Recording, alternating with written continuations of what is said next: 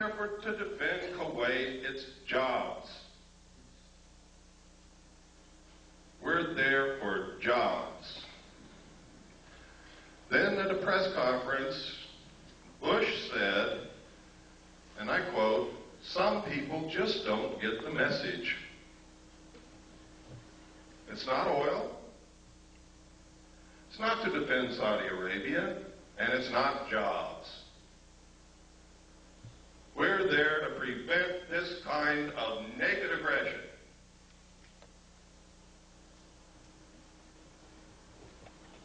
Now, I submit to you that the President of the United States and the Secretary of State don't know why the hell we're there, and they change their mind every minute, that none of the above is true.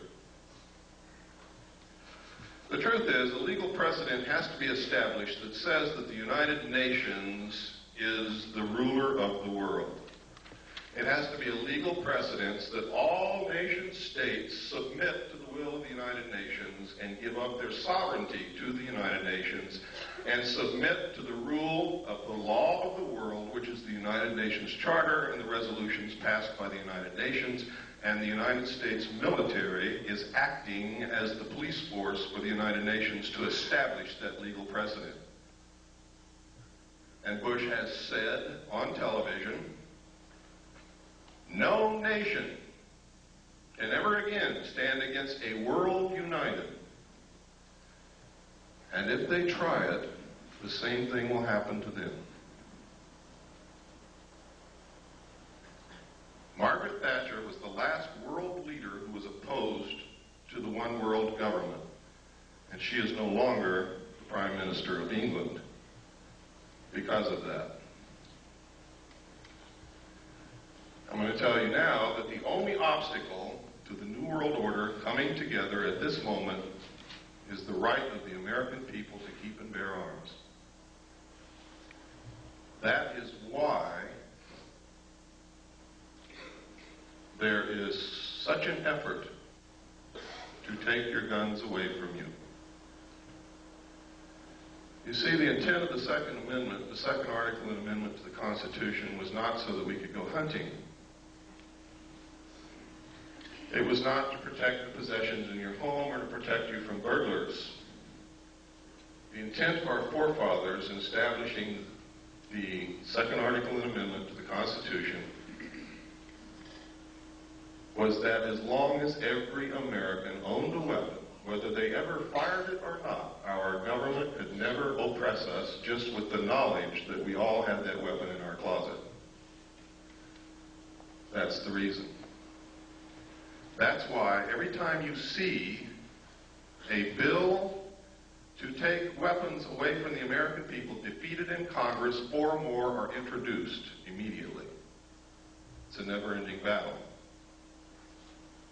That's why they lie about the statistics. The truth is, in a town where everybody owns a weapon and everybody knows it, there is almost no crime.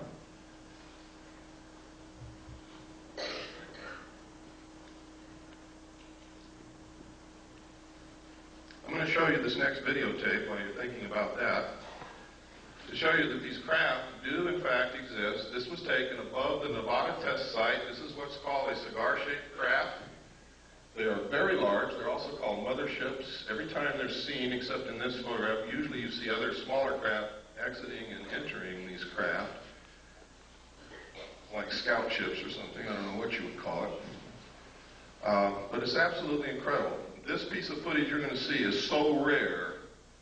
I've only seen one other piece of film footage on this particular type of vehicle, and it wasn't even 1/3 as good as what you're going to see here. So what you're going to see is extremely rare, and you'll probably be a long time before you ever see any footage like this again. It's very difficult to get.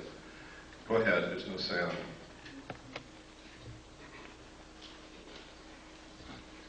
Kill the lights, please. Now you can see the craft just below the tip of the white cloud. And if you watch, it's going to move from right to left and then turn into the clouds and disappear.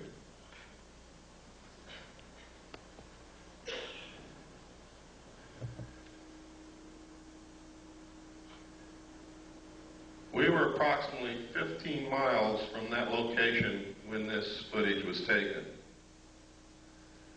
Which means that what you're looking at there is approximately 2 to 3 miles in length.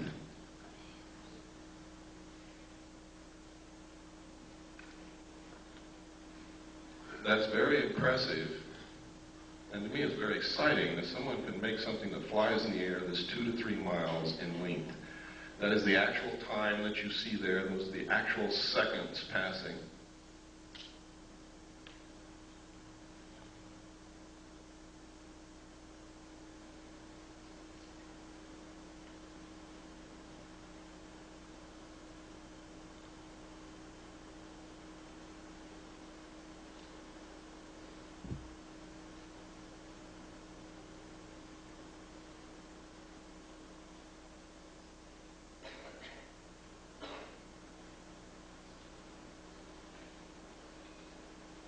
And it's almost gone now. Now it's into the cloud bank. You can stop the tape.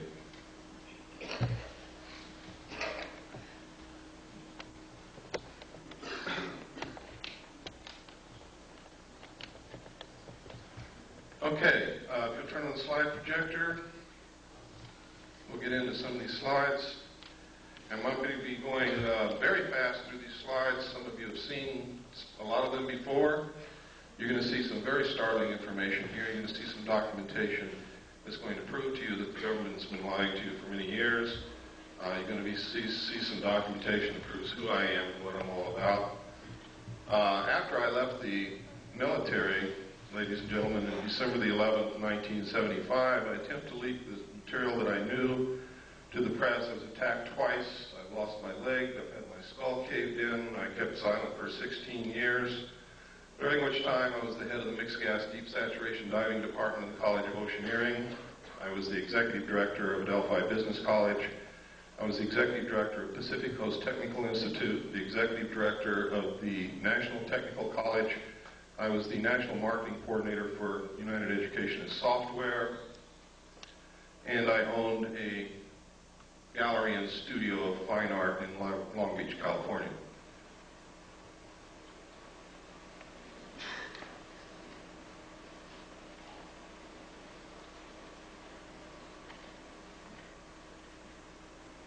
Is it on? It's on. Maybe just go forward one.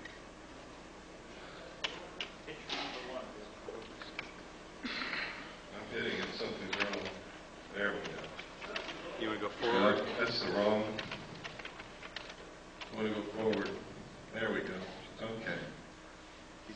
This is a letter from Jim Joyner, who's the head of the Mixed Gas Deep Saturation Diving Department of the College of Oceaneering. And basically what he's saying in this letter is I worked for him, I was the head of the department, I was an instructor, and I'm a good guy.